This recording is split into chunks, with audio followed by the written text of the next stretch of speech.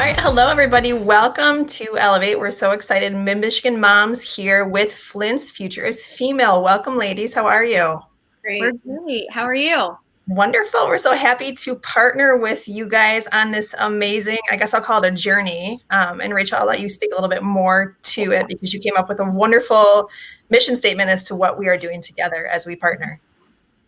Yeah, so we've had conversations, both of the groups now, and knowing that we want to partner, we have both of us have a base that could really utilize the support that we can utilize, and how do we reach and really expand our reach and make sure that we're really connecting with individuals, because I think time more than ever is we need connection, especially with women in our lives that are going through similar struggles and stressful events that we're going through. So what a better group to partner with than Mid-Michigan Moms. So like everything else with COVID, we've been talking and we kind of got slowed down. I think we started talking in February about really connecting. Rachel and I had a great conversation, and then COVID hit, which is going to be kind of central to what we're talking about today in our Elevate series, because it has impacted so many of our lives, well, all of our lives in so many different ways. So together we thought we would partner overall with the Elevate series to, connect with women who are really juggling it all. Not just in times of COVID, but always, you're juggling it at home between your personal and professional lives. And we feel it's so important to find a place where we can talk about the fun, lighthearted stuff, but also the really heavy stuff that is part of our everyday lives that maybe we don't necessarily want to talk about or we feel weird talking about. No subject is going to be off the table. And we really want this to be a place where we share experiences, we connect, and we work together to elevate our overall experiences as professional women or as women who are in the home, or maybe you're both, or maybe you work from home. So that's really what we are aiming to do, and we're so excited about it. All right, where do we start? All right. Right. I think we had kind of talked about, and I will kick it over to Heidi and Rachel because you guys have a lot of expertise in this area, but we've talked about how COVID has driven so many of us into the home, and we are not leaving the home. It's gotten a little bit better as it has gone on, but that really changes the dynamic in everybody's household and how that affects you and how that's kind of playing out. Yeah. So, we've seen a lot of the jokes on Facebook about, not even being able to go to the bathroom by yourself, anymore because your husband's knocking at the door trying to get his peace and quiet too. There's kids everywhere. Your sanctuary that may have been your office or even your commute home is no longer there. So what are we doing? What are we replacing that with?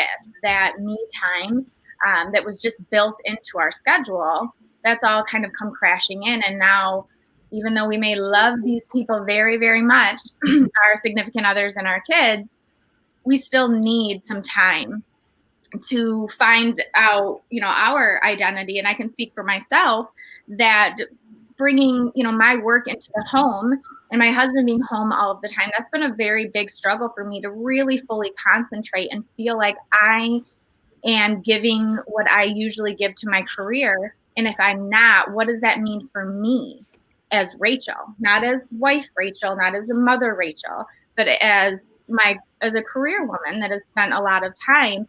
And so I've kind of dealt with a little bit of an identity crisis, of what does that mean if I have to strip some of that away? And those are really hard struggles to deal with, on top of then, dealing with, the struggles of your financial and all of the other things that bubble up to the surface during these kind of crises. Yeah, I'll just speak. I am operating as a single mom during COVID. That presents challenges in normal times, which are only amplified. I'm very lucky in that I have built up and have a great support system, but that support system also looks a little different these days, right? You can't just drop the kids off for mom, hop out for a quick happy hour beverage anymore. So that support system that really let me have my free time, let me do what I needed to do professionally, let me have side hustles and other things that gave me my self-worth and my personal enjoyment are sharply curtailed. So, and it's also reiterated the importance of having that relationship with my co-parent, right? Which, you know, good and bad. I think every co-parenting relationship goes through ebbs and flows, but it certainly impacted what that looks like, how we communicate with each other, how we cooperate, logistics. So I think it's permeated every aspect just of my co-parenting relationship and maintaining of a single parent household, just as it would. And I've heard jokes about it, right? I'm really glad I don't have a man living in the house to deal with. And, you know, that cuts both ways, right? Because it's certainly something that is difficult too. So, so those that maybe don't have a significant other that are sick at looking at, we understand and recognize the struggles that you're engaged in as well. Right. I think for me, I had seen a meme recently that really struck home because I previously was the mom and wife that was like, oh, I want a toaster oven for my birthday and I want a new vacuum for Christmas. And sure, I'd love to go to Target by myself. And those things just aren't cutting it anymore. I've realized that I really need to advocate for myself and, you know, really say what I need or want. And, you know, saying that, so the meme said, you know, a vacuum is not a gift. A trip to the grocery store is not a break. A shower is not a break. Sitting in my car at, you know, school drop off is not a break. And that really hit home for me because I think I had kind of a mini mental breakdown because I said, oh my gosh, this is it for me. This is what I need. This is what I need to change. Because it is my family and my marriage and my home 24 hours a day on repeat in my mind. That I really did want a vacuum for Christmas. I really, really wanted the cordless Dyson for Christmas. And, you know, they're expensive. And so just make it my Christmas gift. That's perfect. You know, it hits both those angles. Whereas I'm here and I'm buying my husband all these fun, exciting things that are, you know, on this wish list. I want something to clean up my kitchen 3 times a day. So really trying to dig deep and find what I want and need, and to ask for it. I think that, and I'm be kind of assertive with my husband, but just to really say, I need to do this. You know, in 3 days, in 2 weeks, whatever it is, I need to go do X, Y, Z. How do we make that happen? How do we work together so that I can accomplish that? Right. I think that's so true. And I can really piggyback off of that. I work for Mid-Michigan Moms, of course, but I was also teaching last spring when COVID hit, and I had to teach virtually from home. And my husband was also working from home. And it was amazing how quickly we shifted into that very stereotypical, like, he's the husband, he's working, he's the breadwinner, he's holed up in his office all day, all by himself, doesn't come out, gets everything done that he needs to get done. Here I am, I have 3 kids who are in school. I'm teaching them myself, also connecting them with their virtual teaching, also teaching my class of children virtually, making the lunches, making the bread, like doing it all, doing the laundry, where I finally reached a point where I was like, this is ridiculous. Like, our role shifted so much, and I let it happen, just subconsciously let my husband kind of shift into that, oh, breadwinner, you know, have my dinner on the table by 5 o'clock type role. And he's not that type of guy. I'm very fortunate, but it was amazing how he fell into that very easily. And I fell into it too. So our entire household dynamic shifted, and we had to have some really tough conversations. And I would just imagine that there are many of you out there that have had those tough conversations and those tough points in your relationship. And maybe you find yourself in a very tricky situation. Maybe you're in a situation that perhaps isn't safe, which I think is a good segue into October is Domestic Violence Month, and maybe you are in a situation that isn't safe. And I can't speak a ton to that. I worked a little bit as an attorney in my previous career doing a little bit of that, but not enough where I could speak to it. But Rachel and Heidi, I know you have a ton of experience with this type of situation, and it happens. It's out there, and it might be someone that you know. You just don't know. Yes. Absolutely. So October is Domestic Violence Awareness Month. I know it's also Breast Cancer Awareness Month, and so we never want to overshadow that. But Domestic Violence Awareness Month, that's a very, very important month for us to spread awareness about what really domestic violence is. And I think in 2020, we're getting a better idea of what that looks like and how much more difficult it is for people to report right now.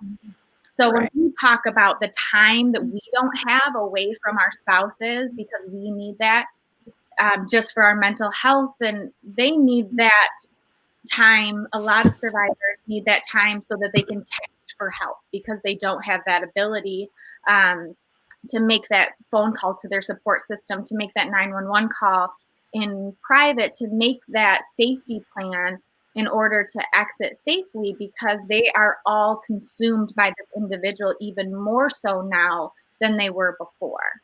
So that is a huge concern for the domestic violence world and the mental health world right now, is not only the increase of domestic violence, and I don't want to get that confused that because people are under more stress, then they become abusers, right? Like the writing was on the wall, the tactics were already put in place, but the stress, whether that's financial, emotional, whatever that is, that may amplify, and unfortunately may amplify the lethality of the violence. So this is a great time for us to, I mean, we're fortunate that we get to, complain about things that that are really things that we could take it or leave it, right? Our safety is not in jeopardy. And for people that have to live in that fear every day and walk in those eggshells, we really want to bring awareness in that conversation. Well, absolutely. I think this, just real quick, I think that in all aspects of life, in with domestic violence also, I think COVID has really just brought everything under a microscope, and every little problem has become a bigger problem. I think everything's just kind of being exposed as we've been forced to kind of isolate and be within our problems. And so it is a challenging time and a scary time. So I do think that this is incredibly important right now. So I know we joke a lot about, and there's a lot of memes out there about alcohol too, and how much alcohol consumption has and narcotic consumption has increased. But it's not just the stress, right? We know that the increase in alcohol consumption especially gives rise to an increase in violence and lethality and domestic violence. And so I think it's also important to remember that control is at the heart. Power and control is at the heart of domestic violence, and it's exerting control. And at the times when you feel most out of control because there are all of these external circumstances that we cannot control, right? We cannot control the spread. We cannot control some of the legislative actions that's being taken in order to curb these things. So those people that have a proclivity to exercise or to engage in domestic violence in order to have control over something, right? That is only amplified. And so I would say, it takes, like Rachel said, listening, engaging, because you just don't know who the person is. They might be next door to you, your coworker that you just got off a Zoom call with. So listening, watching for signs, doing a little research, and trusting your gut. I think most of women are fairly intuitive, and I think I know I myself have gotten that gut feeling that something was off, and to listen to that and follow up. Don't just ignore that. What are some of the signs that both of you have seen that we could maybe share with everyone that, of course, gut instinct, but, what are some signs that you two have seen in your professional careers that stand out as something to maybe, look for? Yeah, and sometimes it can be really tricky because some of the red flags can be dynamics in relationships where it's not necessarily, right? It can, maybe start off that way. And that's why we say, you know, they don't have abuser written on their forehead. They're usually very charismatic in the beginning. And they're very high. When things are really great, they are really, really great. But when things are bad, the lows get very, very low. So the extremes. But we're also looking for from the outside, what I'm usually looking for is when that individual begins to talk for the person, when you're not able to, and when I'm thinking of this, I'm thinking of this in a more professional setting. So I'm thinking of this in a hospital setting, in an office setting, when you try to separate that person from the individual and you can tell that that's not happening. And then you can also tell when a woman is a little bit more, or the survivor, because we know, and Heidi and I may say woman when we're referring to a victim, and just know that when we worked at the YWCA, it was about 98% women that we were dealing with. That's not to say that men are not victims. So this is just habit.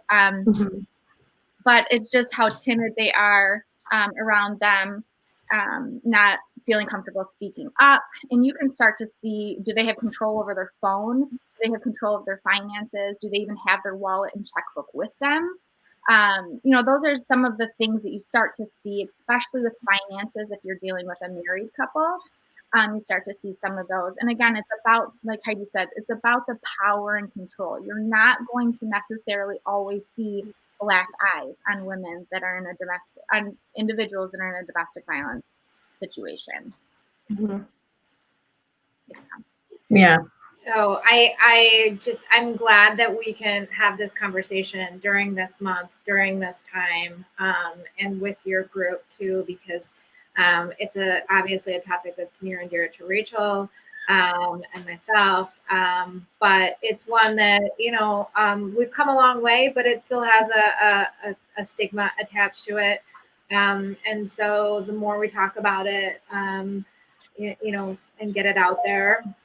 Hopefully people understand that it bears no reflection if you are in a toxic relationship or a domestic violence relationship. It bears no reflection on your worth and your value as a human. And there's that's got to be so important to say that. You would think that would be intrinsic, but it's probably not. So there's help. There's a lot of help. Yeah.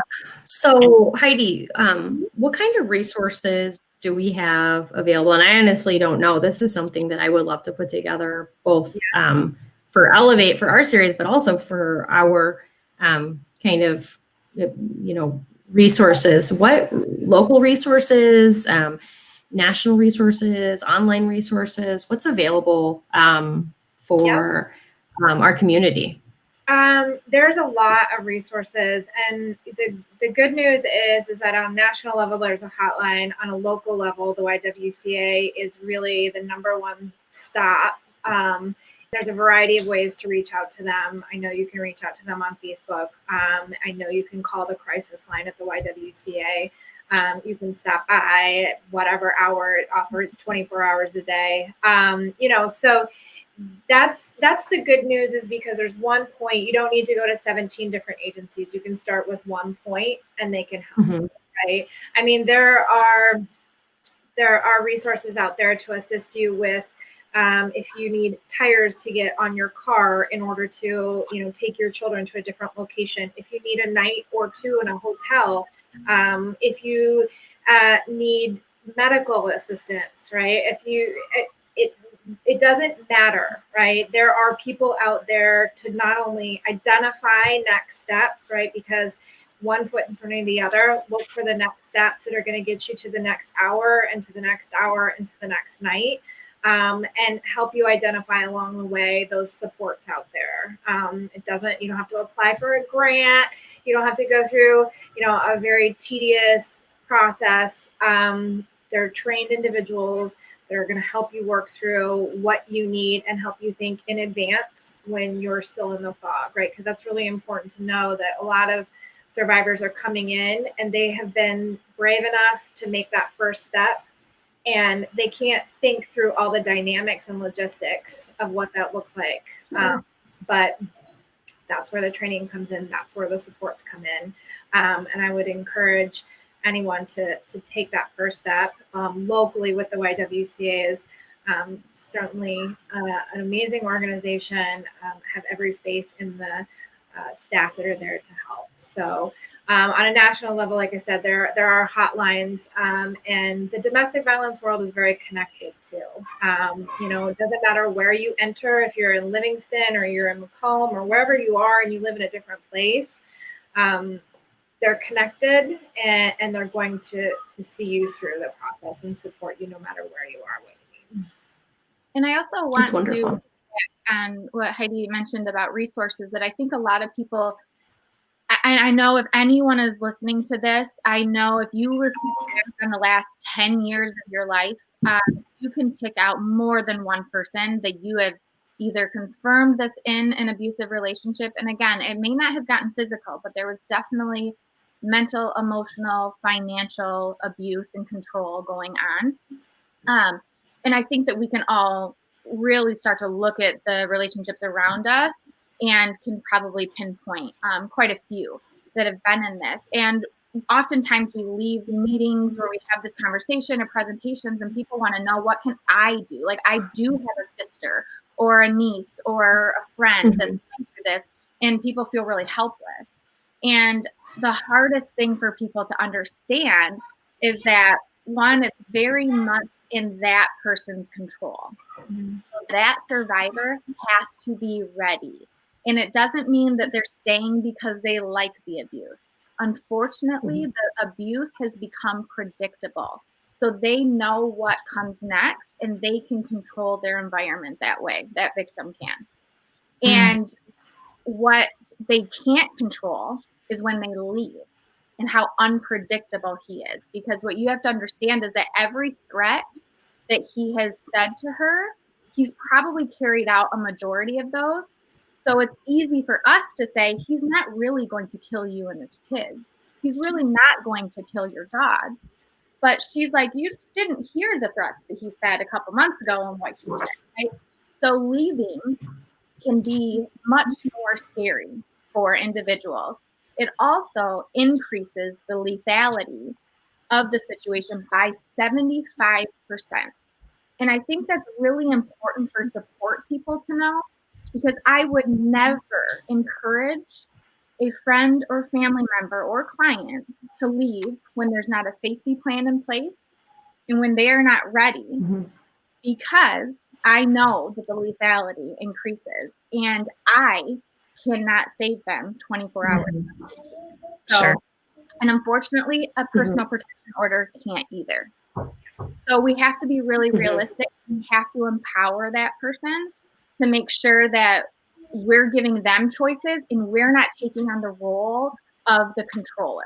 And we're not saying, okay, now I'm going to be the one to tell you what to do and how to do with your life. Right. You have to know the resources, the options available, present them. And as frustrating and as hard as it is as a support person, you have to stay there through it and through it and through it, because they are already isolated enough. And the minute you start telling them what they should and shouldn't be doing, then that's another person they're isolated from. So I really want to support people to understand why those options and that empowerment philosophy is so important when it comes to survivors of domestic violence. Yeah. Yeah. We will share too, either at the end of this video or when we, post it, a few places where you can turn to, and the numbers and the websites that you both mentioned, so that they're easily accessible here. Yes, absolutely. And even tagging some local therapists as well. Because, if there's individuals that do live on the outer skirts of the county and maybe going into Flint isn't convenient and they're healing from the trauma, we have some resources for some private individual therapists as well that we can tag, so that people have options and we know that they have experience with domestic violence survivors. Yeah. Okay, great. Thank you.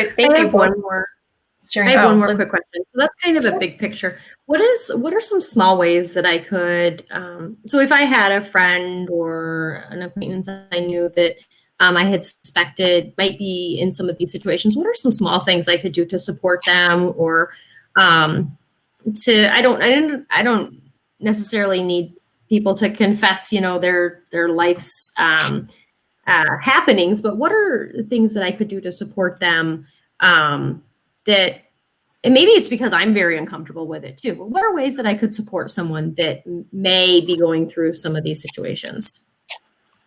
Well, I would say understanding if you just Google power and control wheel and you get a visual, and that's another thing that if we can tag that at the end of this video, it's extremely powerful tool. If just as a support person, if you can glance at that and get an understanding, and depending on how close you are with a person, it's something that I have pulled out and come at it from a place of curiosity and have said, does any of these things, like I was looking at this for my relationship and I'm lucky that this doesn't fit or this doesn't fit, but does this fit for you? And having that conversation, because in saying, I read that if 2 or more of these things resonate for your relationship, then it's considered a domestic violence relationship. So the biggest thing is awareness. Having that person be aware that this is toxic and it is abusive. Now that can be a tough conversation, and that depends on how close you are with that person. And then this is not going to be a really like juicy or great answer, but listening and validating. Yeah, validating. I know it's seems really simple, but some people don't want to be told how to fix things. Oh. They just want attention. They don't want to feel crazy. That person's making them feel crazy day in and day out. They need validation. Yeah. I know that it's simple, but it's the most powerful thing for people that are going through. It makes sense though. Yeah. Yeah, I feel like that applies to everyday life too, I mean, just to feel validated in what you're saying. Yeah. And that starts to, they've been broken down so much and made the gaslighting and being made to feel crazy and that they're the ones at fault. Being validated, that is empowering them. Every time that's building their confidence back up so that they know that he's not the best that I can get. I do deserve better. This is crazy. This is abusive. This is not normal. So they're getting a glimpse of outside of this very messed up world that they've been surrounded in for so long. So. Yeah, absolutely. Well, thank you. Again, you can tell obviously how much we care about this subject matter, and being able to express it to a larger audience and have this conversation is a welcome opportunity. So thank you for helping us spread awareness and conversation. Yeah, thank you both for sharing your experience, especially this month being Domestic Violence Month in October. And like we said at the beginning of this broadcast, we are going to talk about all things, not always heavy, but we want to definitely bring light to things that are heavy that we need to talk about, that we feel a lot of people need to learn and hear about. And tune in next time for our next conversation. If you guys out there have any topics you'd like us to discuss, we are all ears. Yeah. Or if anyone locally has anything they'd like to share or hop on and join us, we would love to connect with our audience and our community. So thanks, everybody. Thank you. Thank you.